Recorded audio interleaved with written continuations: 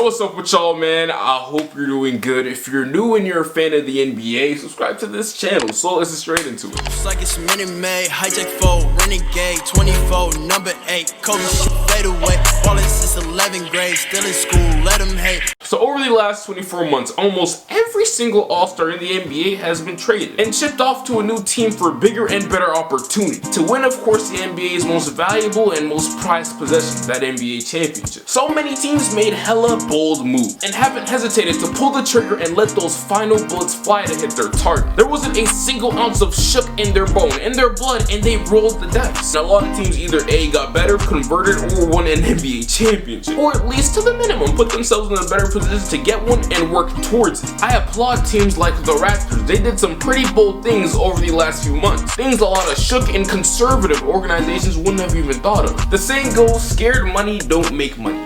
Right? And the Toronto Raptors as an organization these last few months embody that. They hopped out of their feelings with DeMar DeRozan and hopped into their bag with that Kawhi Leonard trade. Sadly though, I cannot say the same about one of the most prestigious organizations this world has ever seen. Before I reveal this organization, I gotta let you into this giveaway. I'm trying to give you free stuff, but you're not converting on this opportunity. What is wrong with some of y'all? If you haven't already, make sure you follow me on Instagram. And once you follow my personal account, go ahead and follow my clothing brand account right there. And then after that, make sure you go to my last picture and comment the recycle emoji. There's going to be 2 winners around this time around, and I'm going to name those winners on December 19th. If you want an NBA jersey or a chance to win any type of clothing that you see on my clothing site that you like, then go do your thing. Now let's go.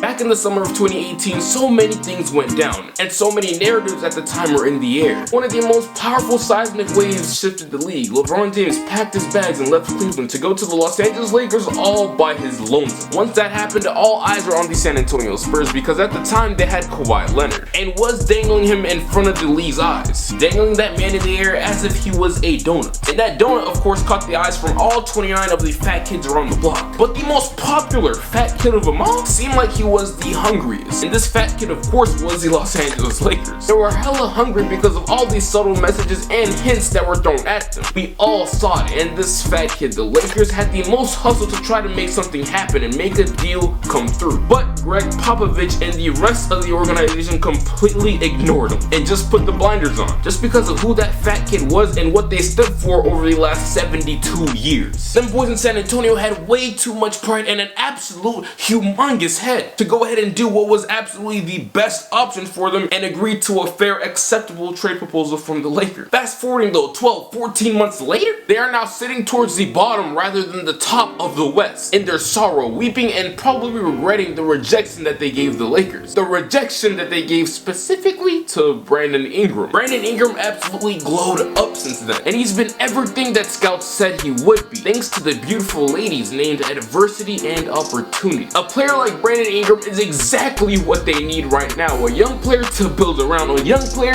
that has what it takes to go ahead and give the fans someone to lean on, someone to look forward to, someone to trust in and give your faith in the organization. That is what Brandon Ingram is growing into right before your eyes. The newly birthed 22-year-old star is currently averaging 26, 7, and 4 on 48, 42, and 81 shooting splits as in the making of this video. The leaps that he's taken has been breathtaking. And to think that the Spurs could have had him is just shameful. And now they have to settle for one of the most mid All-Stars. No offense to DeMar DeRozan, you nice, but come on, don't lie, he's one of the most mid All-Stars of the league, and also Jakob. They are sorry and could actually miss the playoffs for the first time in a very long time. That trade revolving around Kawhi Leonard and Brandon Ingram on the Lakers should have happened. They should have swallowed that pride and take that momentary L. Just take it, take that L and digest it and let that thing rumble inside your stomach and twist and turn and form into a W. A team of Derek White, DeJounte Murray, Ingram, Josh Hart, Zoe, LaMarcus Aldridge, whatever else they had to offer would be so much better than being stuck in the dirt with no real direction. If the Spurs don't have a counter offer of Ingram, Zoe, Josh Hart, Kuz, Magic Johnson's statue, and Shaquille O'Neal's as well, then they would be sitting in a much prettier spot than they are right now. Pride is what got them to where they are right now. In their sorrow, weeping and watching the dude that they could have had blossom into a top player in this league.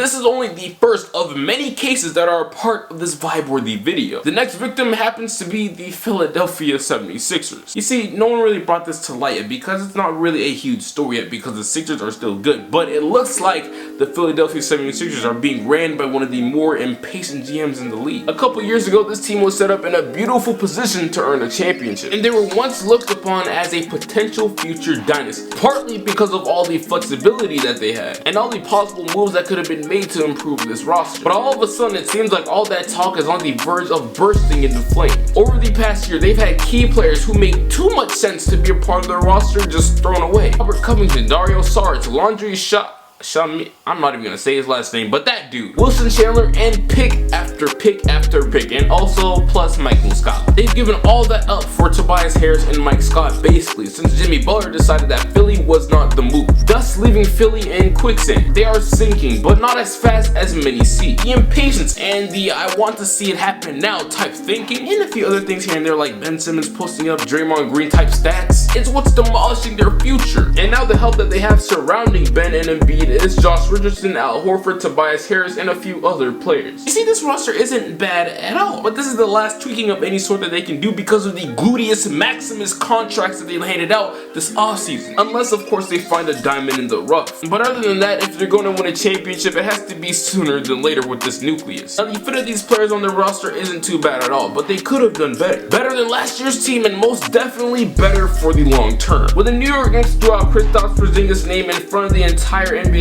world to trade for, just maybe the 76ers should have pursued this man. Now, timetable in these situations is everything, so we can understand what were team's mindset fully at the moment. The 76ers traded for Butler earlier that season and wanted to go for it all that year, which is cool and great, and if you're a fan, you love to see it. But just not when your cornerstone pieces are jits and are not even in their prime yet. So trading for Tobias Harris at the time wasn't a bad idea because Porzingis was off of the table by then. But if their GM, Elton Brand, was really with the stuff, he would have lost his mind and done everything possible to land Porzingis, thus giving Jimmy Butler even more of an incentive to stay in Philly for long term, after of course they collapsed in the playoffs. Porzingis' playstyle does not only benefit Ben and Embiid, but it also does him a huge favor as well because he does not have to stay in the paint. Y'all know this is not a secret, the word shooting and Ben Simmons does not get along, and the word contact and Kristaps Porzingis don't get along either. They don't mess with each other. This right here would have been a match made in heaven. You got 3 walking mismatches in your starting lineup. Assets, as you all know, shouldn't have been an issue at all in this situation because the Knicks almost received nothing for Porzingis. This is what I also call a missed opportunity. Another one bites the dust.